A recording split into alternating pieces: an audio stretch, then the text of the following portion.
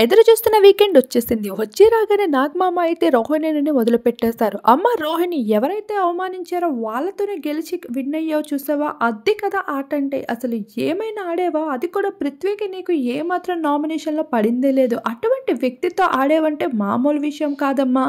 Very good అంటూ ఆకాశానికి రోహిణిని ఎత్తి పడేశారు. సార్ ఇదంతా నా వల్ల కాదు. అవినాష్ గౌతమ్ వల్లే అయింది. వాళ్ళు లాస్ట్ టైంలో నన్ను చాలా సపోర్ట్ చేశారు సార్. నా మీద కూడా నాకు నమ్మకం లేకపోయినా వాళ్ళు అంత నమ్మకాన్ని ఇచ్చారు. అందుకే నేను ఇంత స్ట్రాంగ్‌గా ఆడాను. ఈ డెడికేషన్ మొత్తం వాళ్ళదే అంటూ గౌతమ్‌ని, అవినాష్‌ని ఆకాశానికి ఎత్తేసింది రోహిణి. అక్కడితో ఆగని నాగార్జున ఇక విష్ణుప్రియ దగ్గరికి వచ్చేసాడు. ఇంత బాగా టాలెంటెడ్ ఉన్న అమ్మాయిని క్యారెక్టర్ లెస్ అని ఎలా అనగలిగావమ్మా విష్ణు అనేసరికి, సార్ అది నా టంగ్ స్లిప్ అయింది. ఏదో కోపంలో అనేసాను. అది నా మనసుతో వచ్చింది కాదు సార్ అంటే ఇక రోహిణి కూడా ఏమాత్రం ఊరుకోలేదు.